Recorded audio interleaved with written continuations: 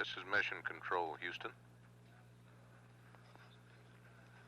We're anticipating a playback of the videotape dump that came down from Hawaii, from Spacecraft Columbia, in about 15 minutes. It'll be some 5 minutes after loss of signal through Santiago.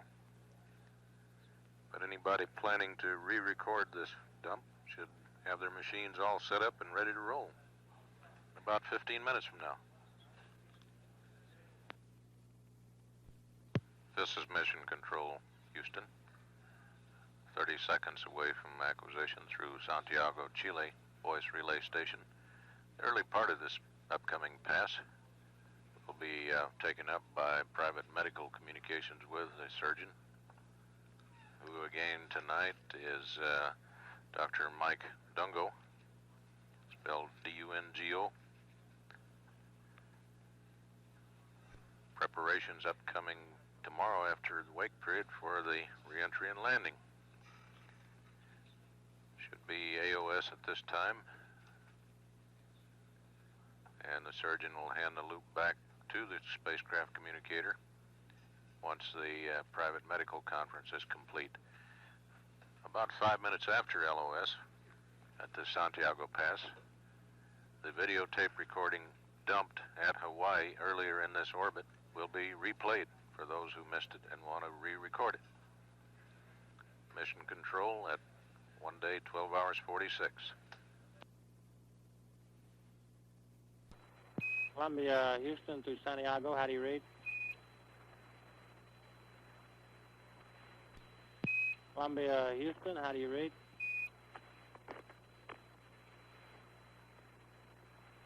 Loud and clear there, Houston. Oh, we read you now. John Pratt had some problem there. How do you read, Hank? Do you read okay? Read you loud and clear now. Okay, we read the surgeon all the way through, but he couldn't hear us. I don't know what's happening now, but apparently they weren't getting up. We've only got one thing here before we put you to bed is we've noticed that one of the sensors that's feeding the ohms cross-feed heaters is starting to creep on us, and to preclude you from getting an alert during the night, we recommend that on 014, I think that should be A14 under RCS ohms heaters, ohms cross-feed lines A auto, B auto. Get both of them on. We got it, Hank. How much longer are you going to be with us? Okay, we got a little over a minute here, guys, and on behalf of the Bronze team, it's sure been a pleasure working with you troops. You've done a super job. We think it's been a tremendous effort on your part, and we all look forward to seeing you tomorrow. In fact, we're quite excited about it. We understand you're buying. Well, you might be right. Hey, tell the surgeon that that little bit of dermatitis I had from the sensors was only on that day that we scrubbed. I haven't noticed it since. Well, so maybe flying's good for it. So I don't need any cream or nothing else, and that John and I will be able to go to sleep, we think, without any medication. Okay, he copied that, and we got about 20 seconds left. Hope you have a good night's rest. If anything comes up, it's a long wait. You have to go all the way back around to Santiago again at 14:20. All right. Hey, and we're sorry we couldn't fix that recorder for those guys, and we'd be willing to consider, not scrapping all the way in and doing something like that if we can help them. But I'd prefer to plug it in like post the deal return. Okay, we copy that. If you get cool during the night, remember to turn water loop 1 on. This is Mission Control, Houston. Loss of signal through Santiago. The flight surgeon attempted to call the crew, but he could not hear their response. They heard him. So the loop was handed back to spacecraft communicator Hank Hartsfield. Crippen reported that they would need no sleeping pills for this evening's sleep period, and that he had not experienced the stomach uneasiness since the day before launch. and they were feeling quite well. We're we are one full orbit away from next station contact, which will be Santiago this time. Again, the ground track misses all the stations. An hour and 27 minutes until next station contact. About 4 minutes away now from playback of the videotape recording that was dumped from the spacecraft over Hawaii earlier this orbit. This is Mission Control. Houston, 1 day, 12 hours, 53 minutes, ground elapsed time.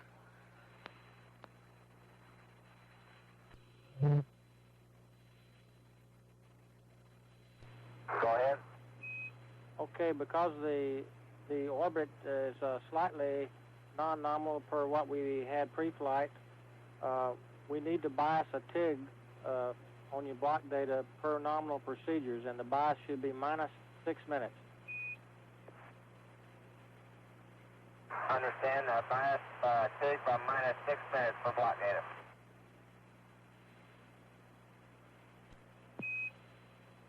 Roger, and is anybody on the flight deck now, or are you eating? Oh, well, that's where we work at. We're on the flight deck. We ain't got around to chow yet. We'll get there. Okay, we need to repress the left and right propellant tanks on the ohms so we can lock up the maximum pressure for our blowdown capability. Okay, I'll go ahead and do that while you guys are watching. Wait a minute. Stand by one. Okay. What we need to do, Cripp, is terminate the interconnect, and then we'll take a look at it. Okay, can I just terminate it and stay here and free without going back to the RCS? Hank, will you be able to look at it at this pass? Stand by one, Cripp.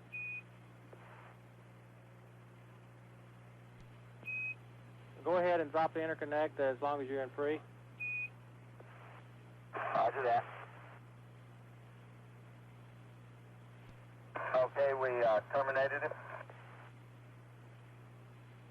Okay, stand by one.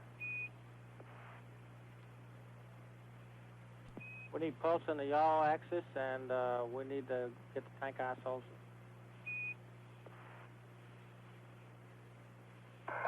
Say it again, Hank. You want me to go ahead and go back to the RCS? That is affirmative. Okay. We still see a discrete in yaw. We need to get it back to pulse. Oh, okay. Sorry about that. Okay, Cripp, go ahead and repress with a helium vape isols. Okay, on the, you on both system or just the right? We'd like to repress both the left and right, open them up for 5 seconds, and then close them. Okay, that's complete. And we need to get the Y tracker in the Star Trek mode. Okay. Columbia, Houston, we got about 2 minutes left in the pass, and Santiago is next at 12:46, and the first part, a couple of minutes that are going to be with the surgeon from Med Conference. Do you have anything else for us? No, sir. Is it mean we're not going to get to talk to you, or will we get to talk to you after we talk to the doctor? You feel mighty healthy, Henry. Okay, well, we'll get to talk to you there, but we had some dinner music for you. We thought that you'd be eating dinner at this time. It's courtesy of Contraband, and I think it's appropriate to the pace that you kept today, if you'd like to hear that as you go over the hill. Oh, we'd like it. It's the pre-dinner music. We're almost there. Okay, well, we'll let it come your way.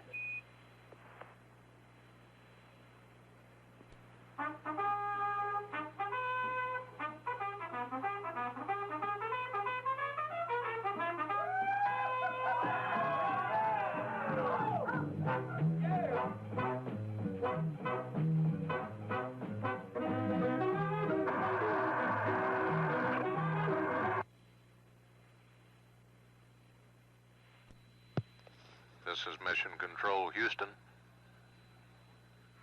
Crew now in their sleep period and their final nap aboard the spacecraft Columbia before coming home tomorrow. We're now estimating the change of shift briefing with the off-going flight director Chuck Lewis to be at 8 o'clock p.m.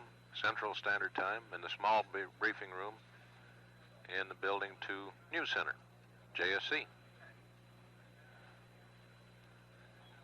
Right now, the spacecraft is coasting across Africa, an hour and 12 minutes before next acquisition at Santiago, Chile. We're not expecting any further contact tonight from the crew until wake up some 7 hours 41 minutes from now. To repeat again, change of shift briefing will be about 50 minutes from now at 8 p.m. Central in the Johnson Space Center newsroom. Mission Control Houston at 1 day, 13 hours, 8 minutes.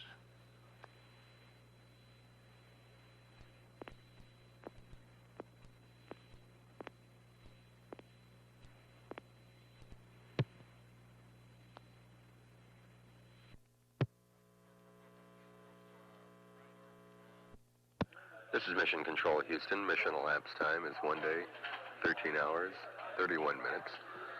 Here in the Mission Operations Control Room in Houston, we're in the process of changing flight control teams. Chuck Lewis and the bronze team are relinquishing their positions for Neil Hutchison and the silver team. We expect to have the change of shift briefing at 8 o'clock p.m. Central Standard Time, approximately 30 minutes from now. The astronauts, of course, are still in their sleep period. Mission elapsed times 1 day, 13 hours, 32 minutes. This is Mission Control Houston.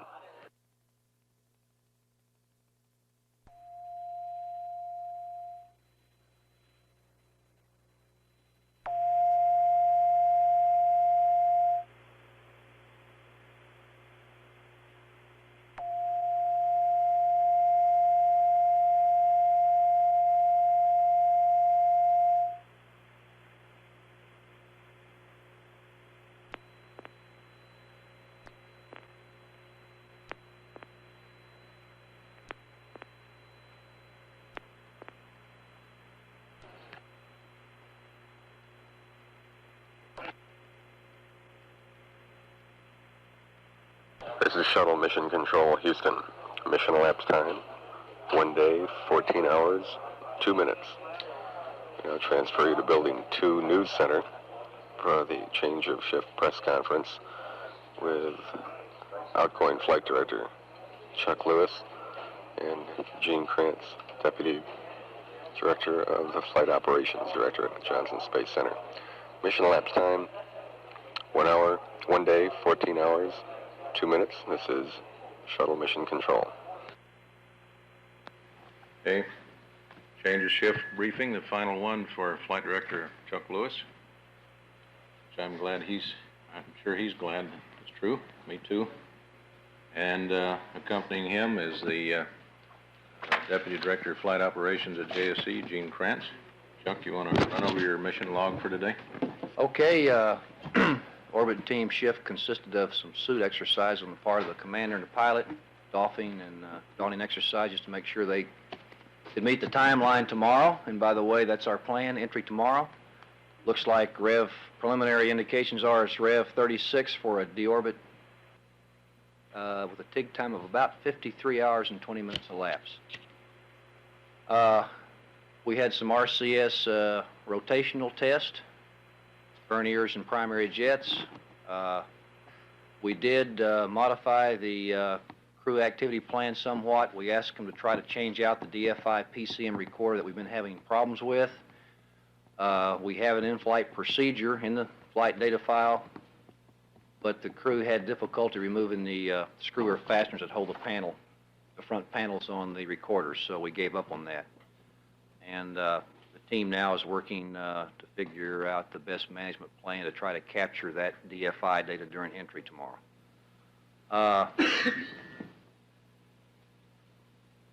Other than that, it was a fairly nominal ship. The crew went to sleep tonight. We've got very few problems to work on, all minor.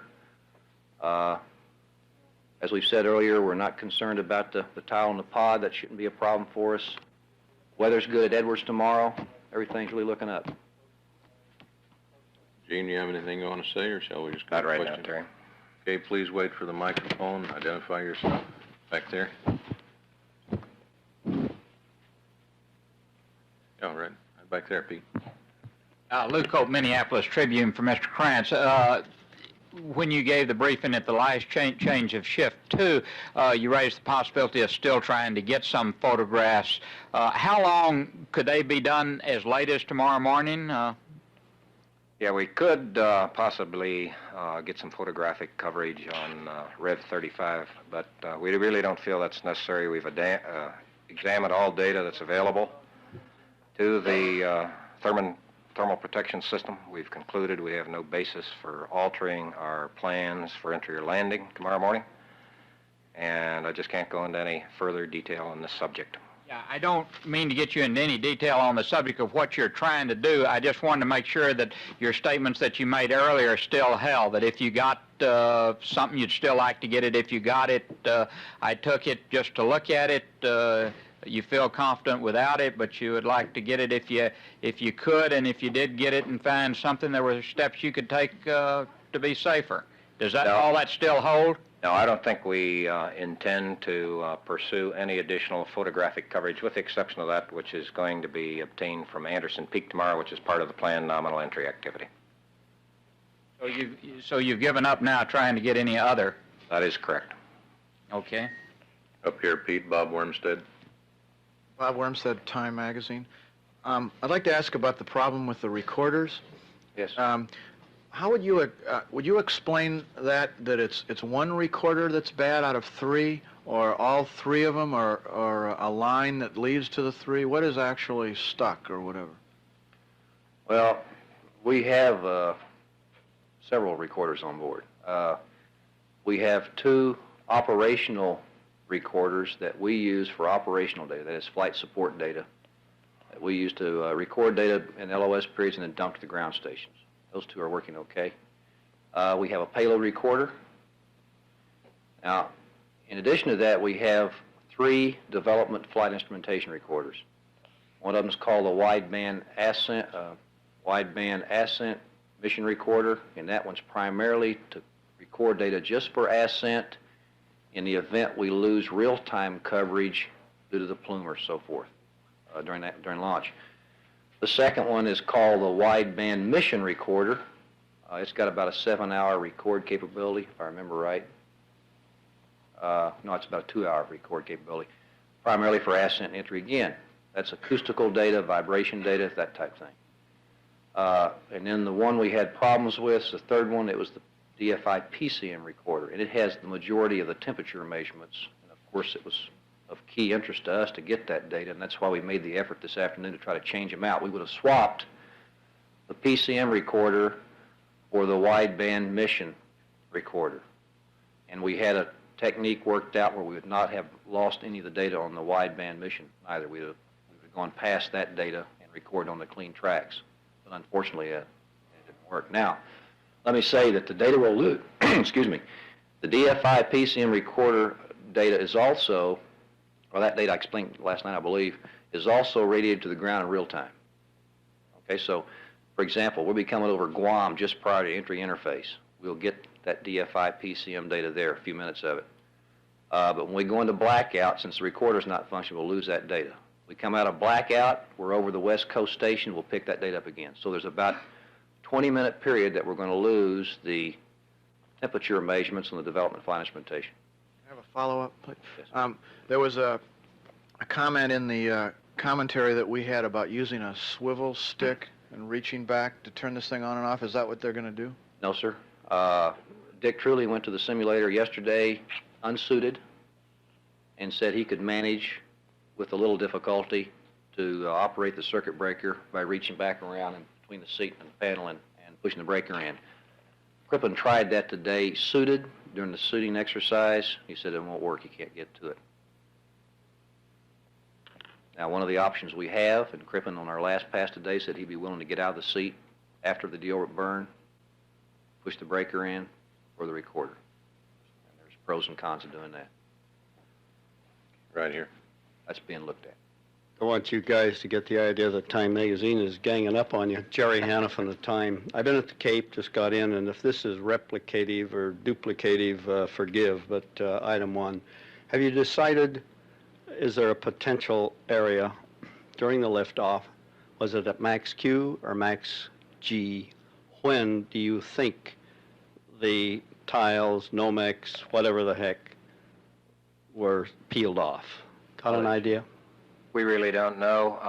At the liftoff, as I identified, we had good quality photographic data from the cameras that were basically looking at the top of the vehicle, about midway down the vehicle, and then towards the base, and they had relatively good look angle. We didn't see any anomalies in any of that data. So we at least know it was relatively clean there.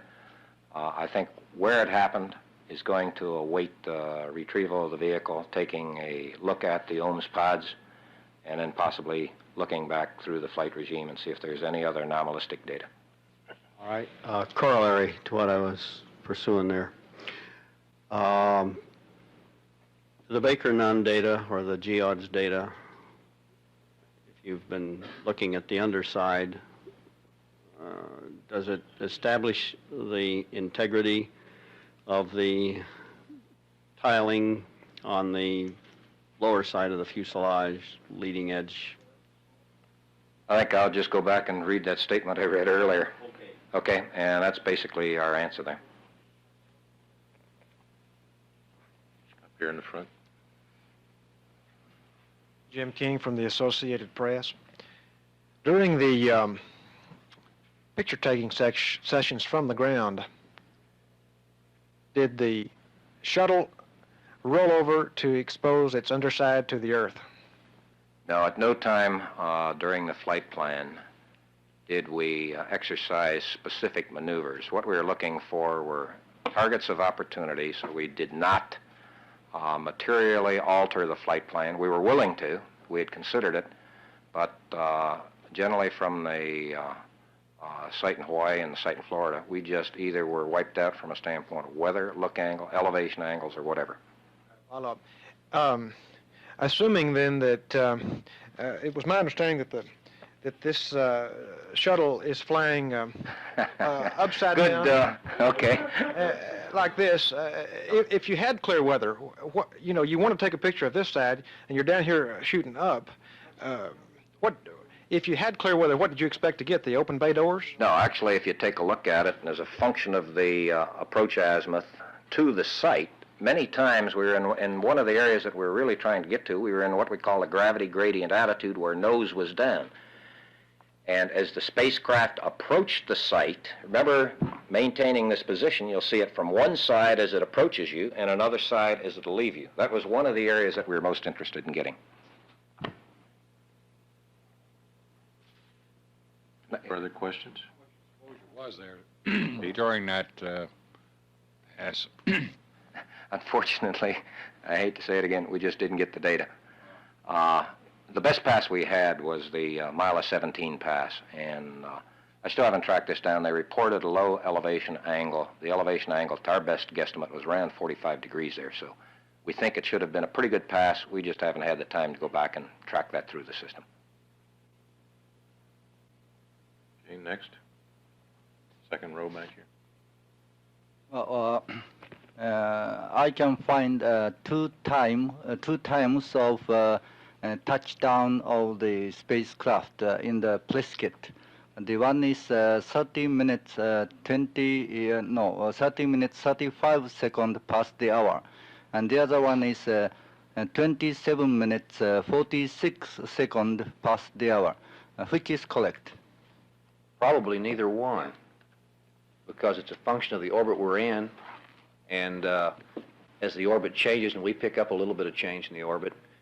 As I said earlier, right tonight, it looked like projecting ahead that the deorbit maneuver would occur at 53 hours and 20 minutes into the flight, and landing's approximately 1 hour later.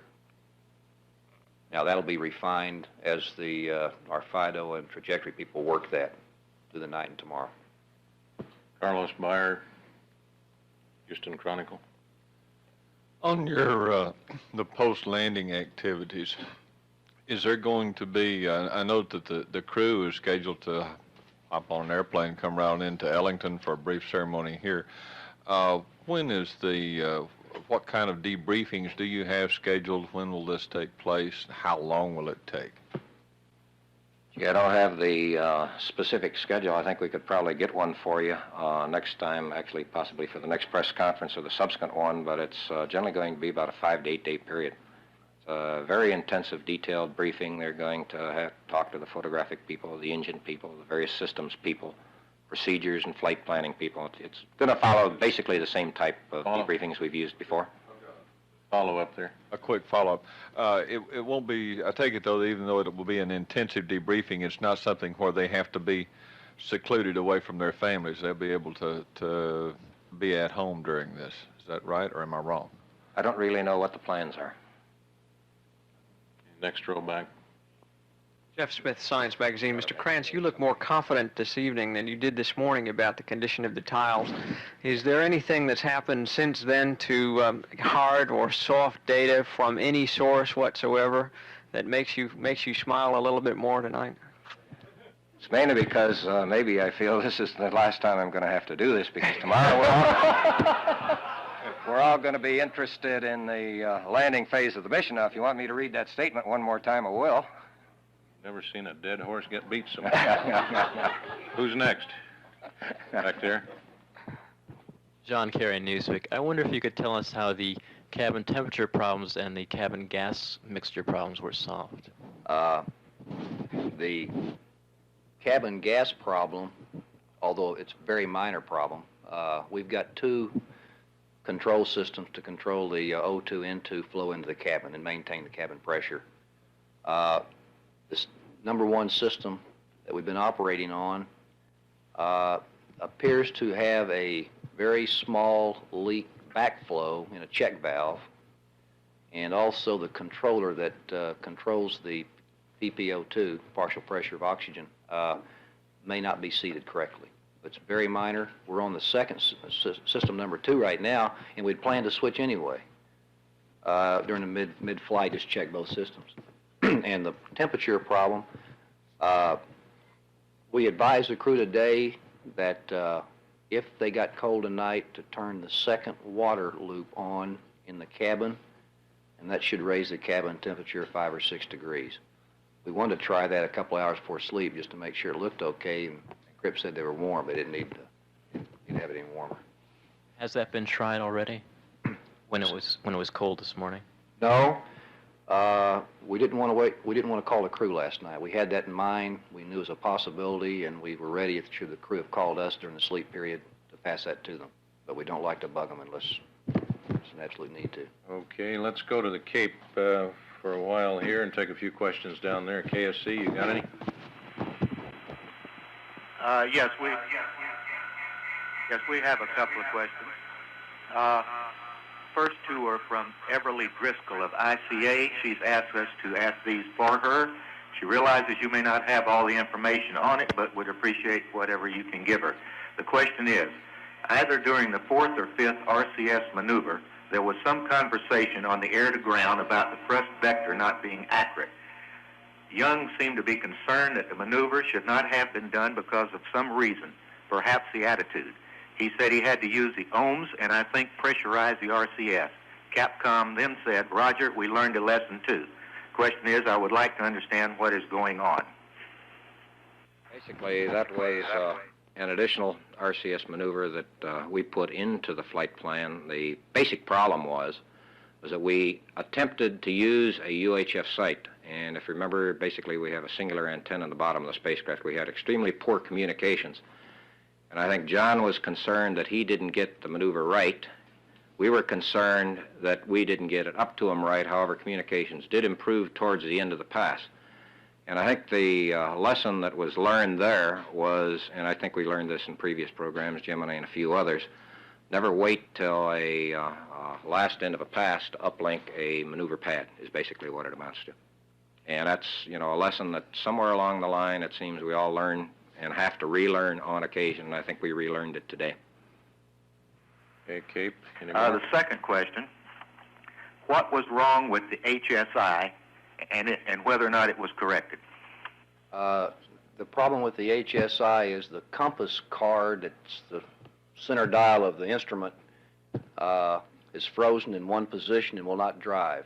And we've attempted some troubleshooting today, removing power to the unit, hoping we could, that would zero the commands to the compass card, reapply power to see if it would drive back to zero. It did not drive. We don't think that's any significant concern. There's another instrument on the right side. Crippen has it. We talked to Joe Engel, who's flown the many entries as well as John in the simulator. And with just the loss of the compass card, it shouldn't be a problem for him. We have a reporter here with a question. Yes, my name's Tom Laurie from Heavy Metal Magazine. I have two questions. One about what is a cookie sheet, and what was the button that Commander Young was pushing on his chest during the conversation with the Vice President? The first question, cookie sheet is a Teflon, flat Teflon plate that we use if we are to perform in-flight maintenance. We disconnect, it could be a tape recorder or a computer or whatever else we might want to go change. It's to slide beneath the black box and above the box so that when we're pulling it out or putting a new one in, or change out, it protects the cold plates that that particular unit sets on, or the cold plates that are above it that the next row of equipment set on. So it's just strictly a protective device, a shield to keep from banging a box into a cold plate and perhaps getting a puncture and a leak. The button that Commander Young was pushing during the discussion with the Vice President, just push to talk button so he could communicate with the downlink. Just a little push to talk button. We have no more questions here at the Cape.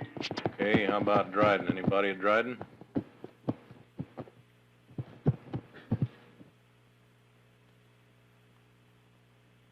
From Dryden. Okay, back to Houston. Catch one more back there and then move up. Jeff Smith, Science Magazine. How important is this data on, how important is the temperature data that you plan to get during reentry that you may not be able to get? What are the consequences of losing that data to the overall plan for this mission? And are there any alternatives besides having the astronaut get up out of his seat after the reentry burn? Any other alternatives, any alternative ways of getting that information? The instrumentation that is on this recorder is extremely important to us. That's one of the reasons we're flying. It's development flight instrumentation to tell us how high the temperatures get during the entry. Now, we've got a lot of predictions and analysis has been run in the last several years predicting those temperatures.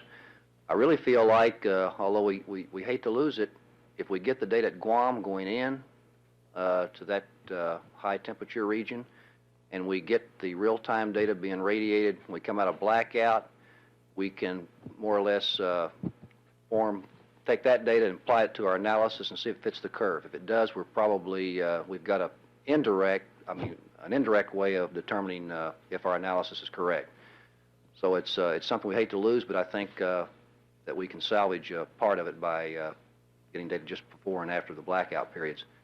What was your second question? Is there any alternative means of getting the information other than having the astronaut get up out of his seat after the reentry burn? Yes, there are already 2 or 3 floating around the control center. We have a DFI master power switch up on the center console that could be used, but it powers all DFI equipment, all the signal conditioners, all the multiplexers, the transmitters, everything. It's about a 3,000 kilowatt load on that one switch. That could be used, although there's a few of us, and I'm included, I don't like seeing that kind of a power transient during that part of flight. So that's one option. Another option is, I've even seen a photograph already. Some of the crew members have gone to the simulator and jury-rigged a stick and rubber bands and so forth and so on that could be reached and pulled.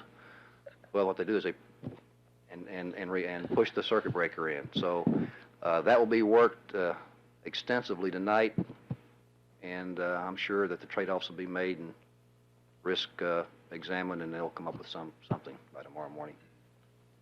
Bob Wormstead up here. Will they come up with that by the morning briefing that we have?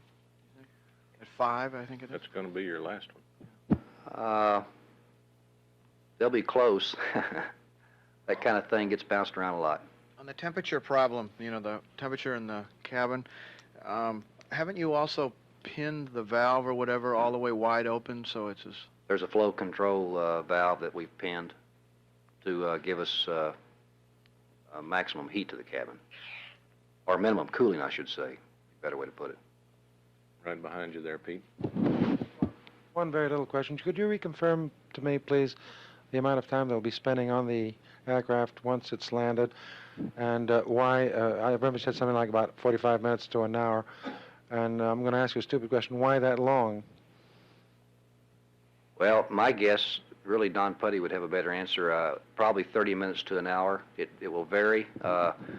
They do have to power down some systems on board. We want to say, for example, the OMS RCS before the ground crews approach the vehicle to make sure we don't have a system that's active, for example, an RCS structure that could inadvertently fire and be a hazard to the ground crew. It's dependent upon the convoy reaching the aircraft on a time schedule. It's dependent upon getting the purge cart connected on a schedule. So it's a variable, but I'd guess somewhere between 30 minutes and an hour. Pete Bulbin over here. Could you give us an idea where you stand as far as consumables go? We're in just outstanding shape. Could you give a percentage over, say, predicted nominal? Predicted in the RCS area, the forward RCS is down about 3% from what we predicted pre-flight.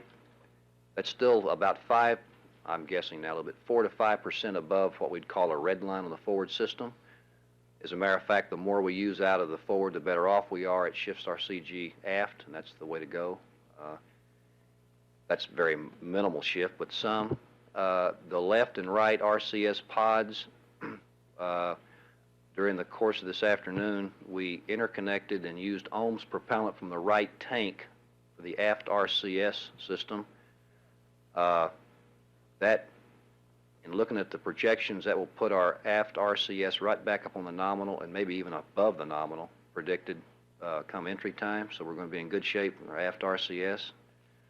OMS propellant left OMS is 1% above predicted. The right OMS, like I said, by the time we get to entry or the deorbit burn, it should be right at predicted. We're just in beautiful shape. King over here. I feel like most people in the room know the answer to this question, so I hesitate to ask it, but this data recorder, what is wrong with it that requires the astronaut to get up and turn a switch? What are they doing there when they flip this switch? We're not exactly sure the failure mode, but some indications indicate that it's stuck in a continuous record position. And it should not be. The troubleshooting we've done can't confirm that. It could be the control switch hardware, control hardware, switches and so forth. It could be in the recorder. We really don't know. The problem with continuous mode is you use up all your tape. You'll hit end of tape. 2 hours. Let me see. On that recorder. Well, let me go back. It's got several tracks. There's about 30 minutes on the track, and it should switch to another track. What we're afraid it will happen is it could switch back over and get our ass in and get the launch data that's on it also. And if we do that, we'll scrub it out. Just one final follow. What normally, when it works correctly, what would turn this recorder on? We have an audit. Well, there's a couple of things. The crew can control it manually, of course, normally from the just a record switch up front. There's some sample modes. We have an automatic mode, 2 of them. One is a low sample mode where the recorder will record 1 minute every 10 minutes of data, I believe, or it's 5 seconds every 10 minutes. High sample, it records, I I don't remember the times, 10 seconds every 5 minutes, something like that, to space that record out over the length of the flight. And then we have continuous record. That's one thought is that it is stuck in a continuous record. We don't know that for a fact. Way back there, you've had your hand up for a long time. Richard Salt, San Francisco Examiner. I just wanted to know on the, when you said they tried to do a fix on that DFI and couldn't get the front panel off, was that a problem because of working in zero-G, or was that some other problem? I don't think it was a zero-G problem. My impression from what Crippen said is both he and John attempted to break the screw or fastener loose. It was just torqued so tight they couldn't break it loose. I got several of them out, but they were down to some they just couldn't get loose, and it would have had to start tearing up some metal and panels to do any more, and he estimated 4 or 5 hours at best to get those things, get the panels loose, and we gave up. Is that what they were? Is that what they were doing in that little snatch of TV we had? Yes, sir. That's what they were working. We gave it their option on the TV. I would have scrubbed it to do the DFI, but they had a camera set up. It was set up originally, I think, for the CO2 canister change. And as a matter of fact, we got that as well as a little bit of the recorder work. Okay. Anyway, Bob Wormstead again here. Just recently we heard Crippen, I believe, talking about stomach problem the day before, and also some cream or something that he was worried that he might have to use. He was talking about the doctor. He had some irritation as a result of the biomed harness stick-ons while on the pad the day we scrubbed, and the cream was just some kind of medication to ease that.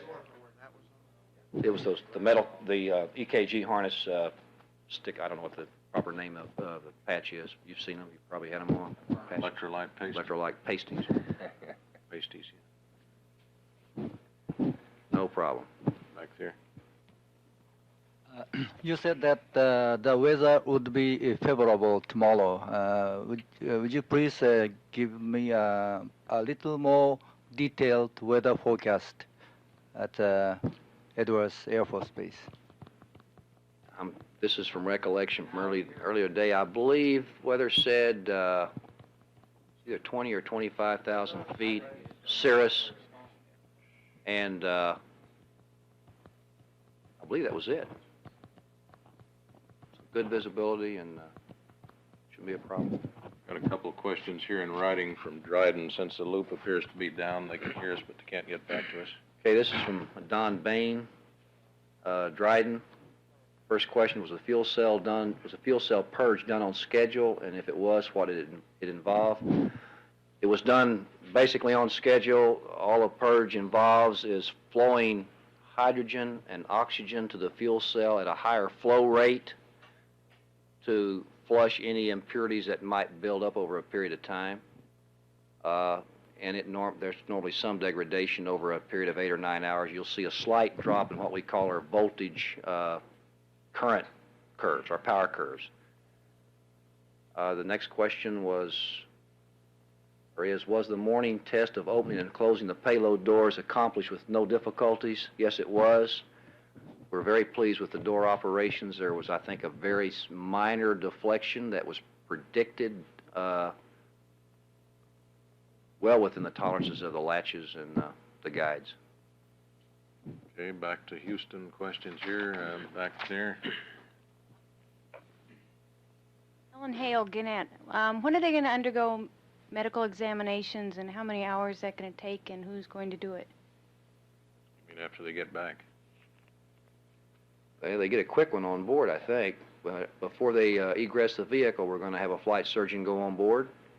But beyond that, I don't know what I think Gene said, I don't know what their schedule is. And we'll talk, Terry can, I'm sure, find a crew schedule post-flight, and we can provide to the press. Back up here in front of you, Pete. Kyoto News. Did Mr. Crippen take some medicine? No, nothing beyond the scope decks early in flight.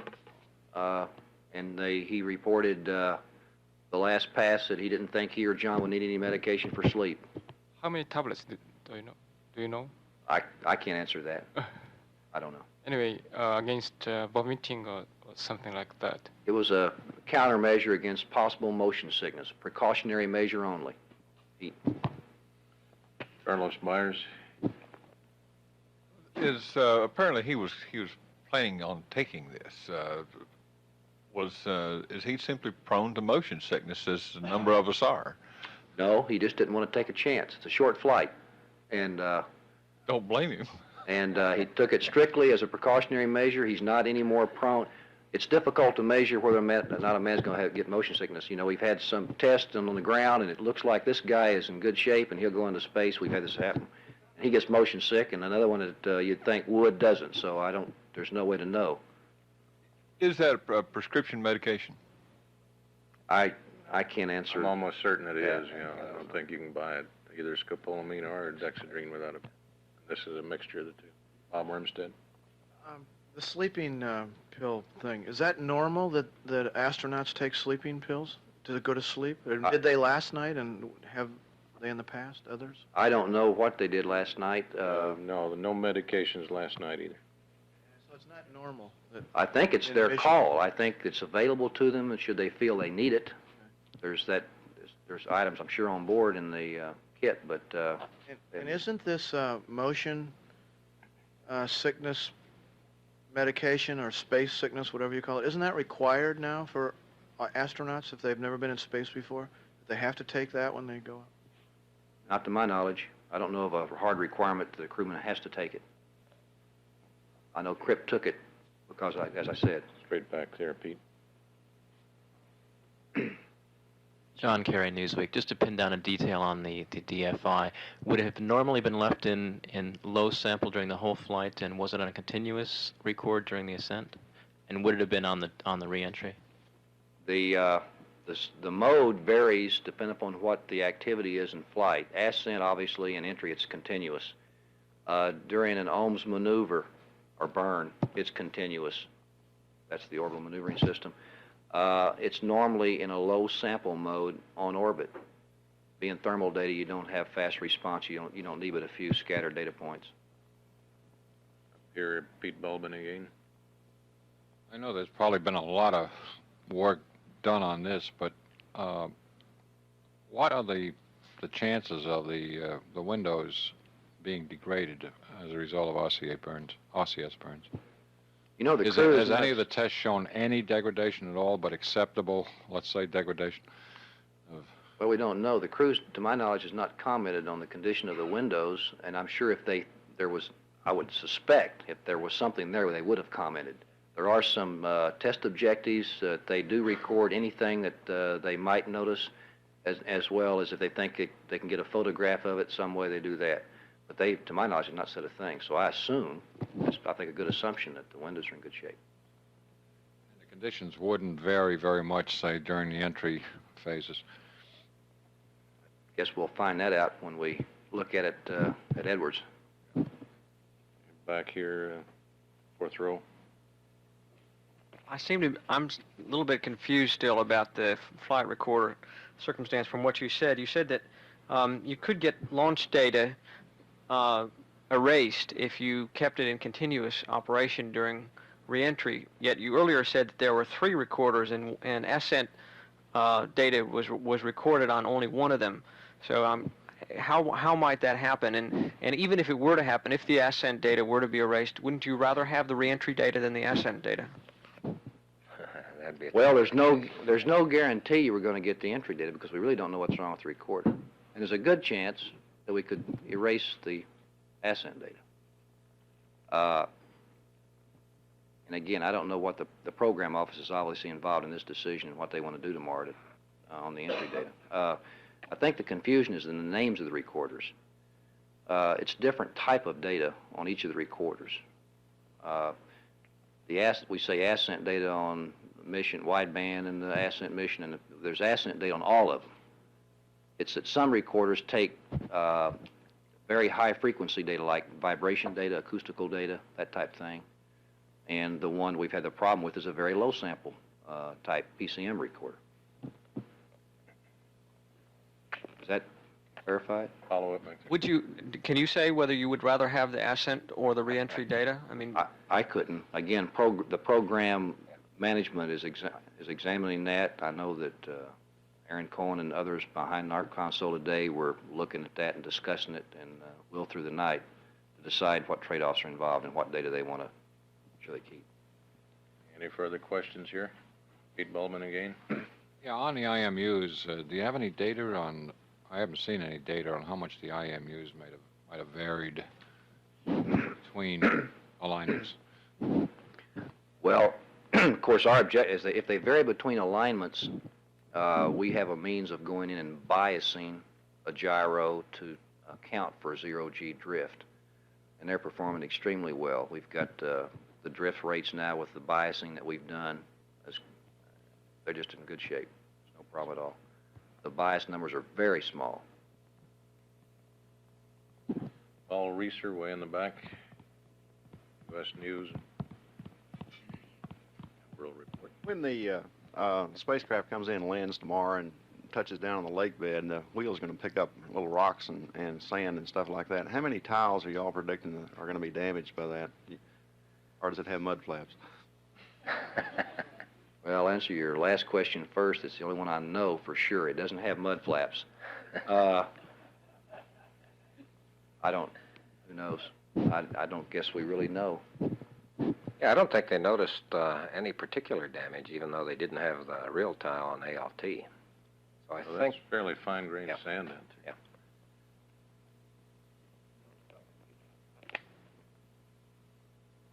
Up here. Gary Hannafin, time again.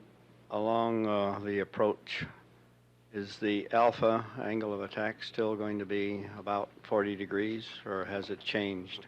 Everything that I'm aware of is nominal all the way. Back there.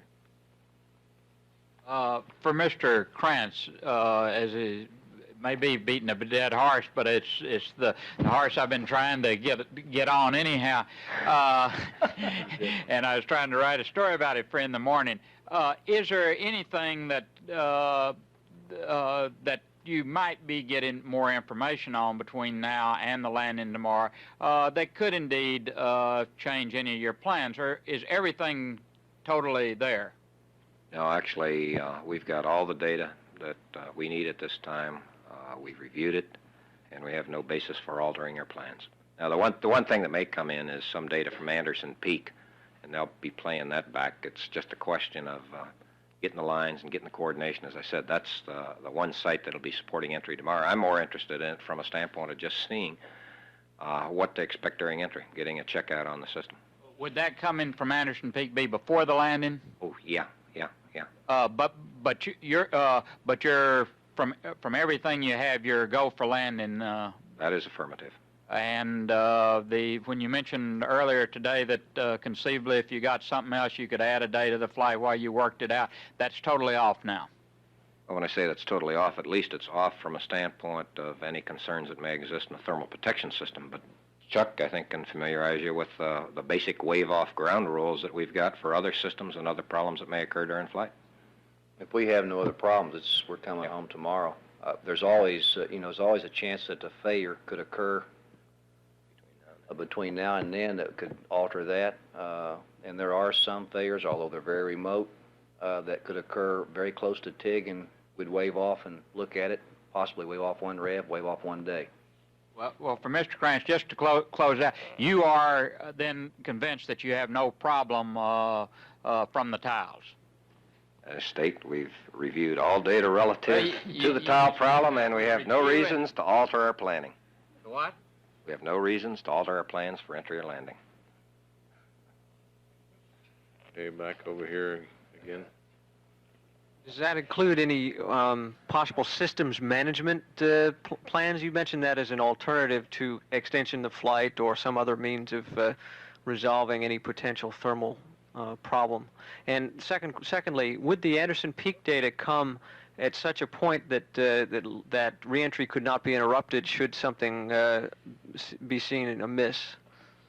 Let me answer your second question first. We've been trying to play back the Anderson Peak data all day, And it's just a question of priorities and site coordinations and all of that type of stuff.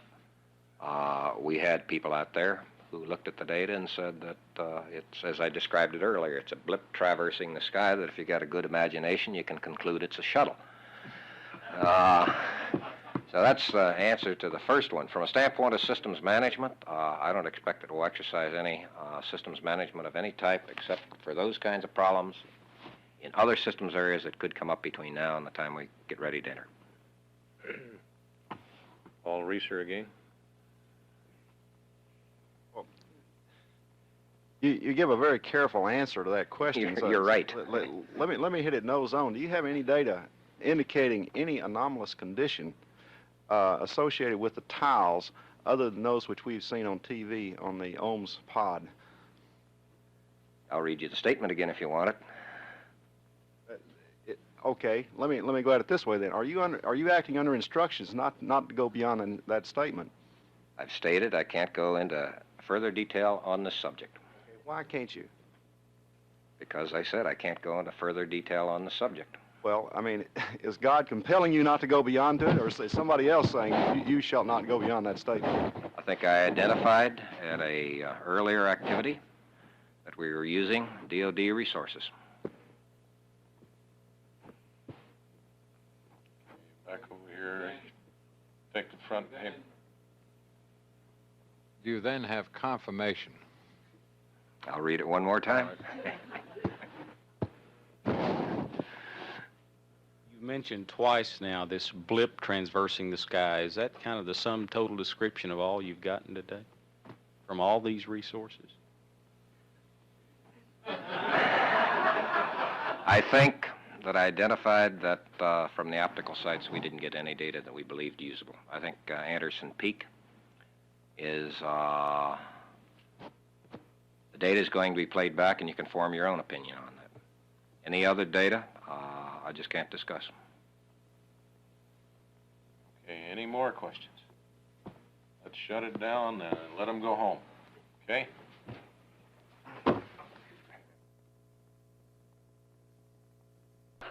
Shuttle Mission Control Houston, mission elapsed time, 1 day, 14 hours, 47 minutes. Change your shift briefing with outgoing Flight Director Chuck Lewis has been concluded.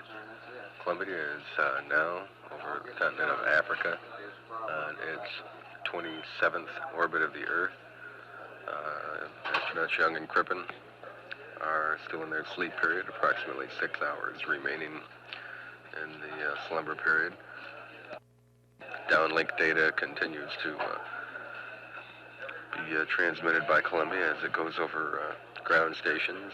The cabin temperature inside Columbia has fluctuated between 77 and 78 degrees, 2 degrees higher than it was during the sleep period last night. Cabin humidity is 34% and steady. Mission elapsed time, 1 day, 14 hours, 48 minutes.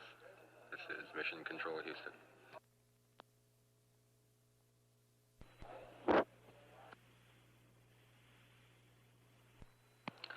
This is Mission Control Houston. Mission elapsed time is 1 day, 15 hours, 54 minutes. Still in the sleep period for astronauts Young and Crippen. Just under 5 hours remaining. Columbia is on orbit 28 now, having just crossed the terminator into darkness and approaching the tip of South America.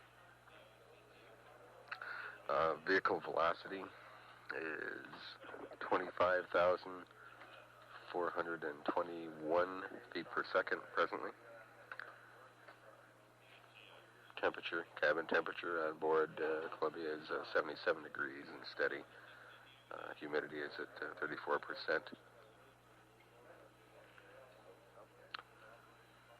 Downlink data continues to be fed to tracking stations even while the astronauts are sleeping. That data indicates that systems are continuing to perform nominally on board Columbia.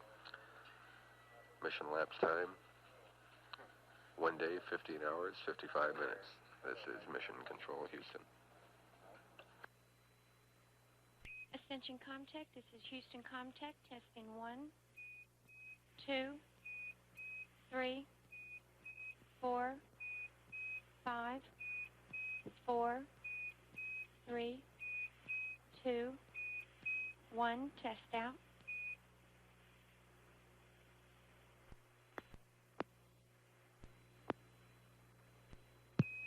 Columbia, Houston. Hello, Houston. Read your line clear, over. Roger, we see your message, and I think we got it scoped out. If you go on panel A12 and turn APU heater gas generator fuel pump 2 to A auto. Fuel pump 2 to A auto. Roger, apparently Bravo has gone south on us. We're in A auto already. He's already done that. Hey, you at Ascension there, Houston? That's affirmative, Columbia. Okay, well, we're on heaters A auto. Crippen did that first thing. Roger, Columbia. Our switch scan shows that the switch is still in Bravo. Switch scan shows the switch still in Bravo. That's affirmative. Columbia, Houston, I recommend you cycle the switch. Okay, it's done now. And Columbia, we show it in alpha now. Okay. And Columbia, the temp's rising. Sure is. See you guys tomorrow. Good night, Columbia. This is Mission Control Houston. Mission elapsed times 1 day, 16 hours, 15 minutes. An alarm sounded on board Columbia, awakening the crew, informing them that there was a temperature problem in one of the auxiliary power units. The crew selected a different heating mode from B to A, which initially had no effect on the temperature change. Here in the Mission Operations Control Room, the data indicated that switching to the B mode had not in fact occurred. The crew was then instructed to recycle the switch.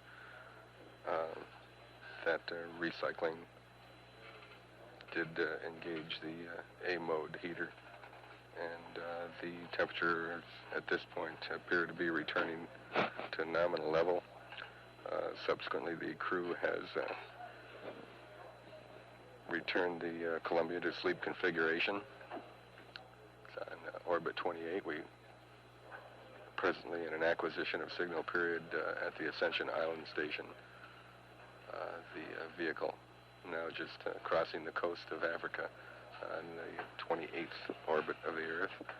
The temperature of that auxiliary power unit, APU number 2, continues to improve, returning to nominal levels.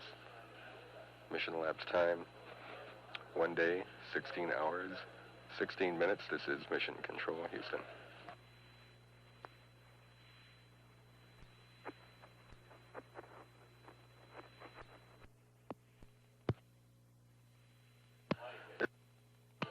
This is Shuttle Mission Control with a status update report. Mission elapsed time is 1 day, 17 hours, 22 minutes. About 3.5 hours remaining in the astronaut sleep period. Columbia is on the 28th orbit of the Earth, just out in the middle of the Pacific Ocean, presently approaching the coast of South America.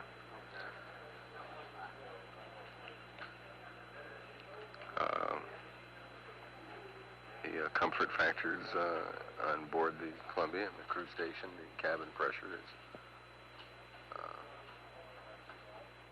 14 psi. Cabin temperature is 77 degrees and steady. We again, that has been consistent this evening and is approximately 3 degrees higher than it was yesterday, last night at this time. Cabin humidity is 33%, also steady. Temperature of the auxiliary power unit, which number 2, which was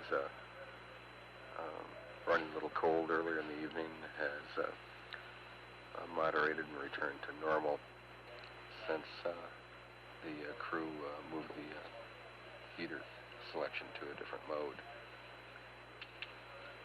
All systems continue to perform within nominal constraints. Mission elapsed time is 1 day, 17 hours, 24 minutes.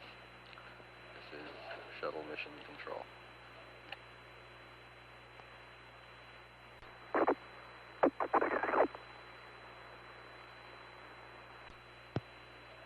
This Mission Control Houston. Mission elapsed time 1 day, 18 hours, 35 minutes. Columbia is on orbit 29, presently just northeast of Australia, just over the northeastern coast of Australia. We are presently about halfway through an hour-long loss of signal period, picking up ground track again in about 30 minutes over the States. Or over Quito, Ecuador, actually, in about 32 minutes from now. It's just slightly more than 2 hours remaining in the cruise sleep period. Mission elapsed time, 1 day, 18 hours, 36 minutes. This is Shuttle Mission Control. Madrid, Comtech, Houston, Comtech, air to ground 1. Madrid, Comtech. Raj, I want to do a quick check out here. We are going to send up an uplink teleprinter message. I'd like to check that out with you now. That will be on the air to ground 2. You should be getting a tone now. Madrid, Houston, air to ground 1. Madrid, Comtech, Houston, Comtech, air to ground 1. Madrid, Houston, air to ground 1. This is Madrid on air ground 1. Okay, I got you loud and clear now. Roger, radio the same. Okay, we do not plan on uplinking voice on this channel, so configure for sleep configuration on this circuit and stand by for teleprinter uplink on air to ground 2. It's going to be Alima then. That's a firm. Roger.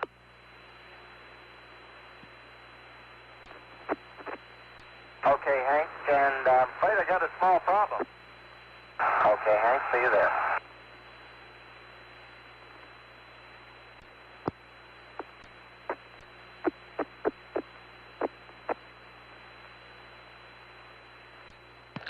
This is Shuttle Mission Control. Mission elapsed time is 1 day, 18 hours, 29 minutes. Just a few moments ago, a recorded air-to-ground transmission from an earlier pass was inadvertently sent out over the air-to-ground loop due to an open circuit here in the Mission Operations Control Room. That transmission was not a live uplink to the crew. It was something that had been recorded sometime earlier and just played back at that moment. The circuits were not configured for voice, so that transmission was not uplinked to the crew. Astronauts Young and Crippen are still asleep. Just a little under an hour and a half remaining in that sleep period. Columbia is now over the Mediterranean Sea, just over the coast of North Africa, getting downlink information from the vehicle through the Madrid tracking station. All systems on board the vehicle continue to be nominal. This is Mission Control Houston at 1 day, 19 hours, 30 minutes.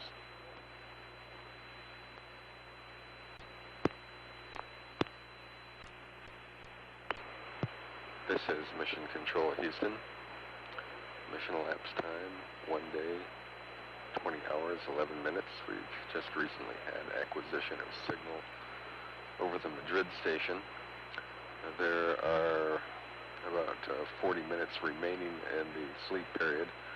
However, downlink data from Columbia indicates that the food warmer has been turned on and that the crew has punched up 2 of their cathode ray tube displays. Accordingly, it's obvious the crew is awake, although there is 40 minutes remaining in the sleep period. Flight Director Neil Hutchison has elected not to initiate voice contact with them at this period to allow them to wake up leisurely. Duration of the Madrid pass, we will have acquisition of signal for another 2.5 minutes remaining.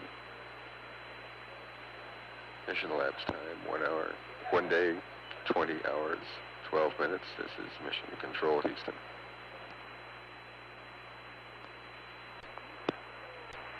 This is Mission Control, Houston. Mission elapsed time, 1 day, 20 hours, 15 minutes. That pass was, in fact, at Arroyo Valley. We have now had loss of signal over that station. The next voice pass will be at Quito, Ecuador in about 26 minutes. That pass will be at a duration of 6 minutes, 19 seconds. When the crew awoke, they found a teleprinter message which had been uplinked recently, which says in part that all consumables are near nominal, no major systems problems. Shows a forecast for good weather at Edwards Air Force Base for landing, and plans for a nominal end of mission entry. Again, the downlink data indicates that the crew is awake, cooking breakfast and reviewing displays inside the flight cabin. Mission elapsed time, 1 day, 20 hours, 16 minutes. This is Shuttle Control, Houston.